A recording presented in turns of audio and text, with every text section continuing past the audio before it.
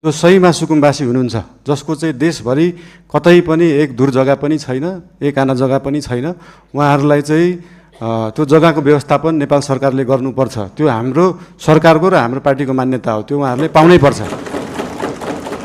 तपाईँहरूलाई एउटा कुरा अचम्म लाग्छ होला, मैले पनि अस्ति प्रधानमन्त्री भएपछि नै थाहा पाएँ, भारतले नेपालको जग्गा मात्रै होइन, नेपालले पनि भारतको जग्गा धेरै ठाउँमा मिचेको रहेछ।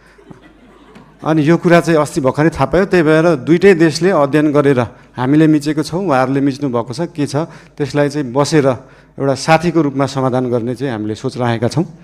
धन्यवाद।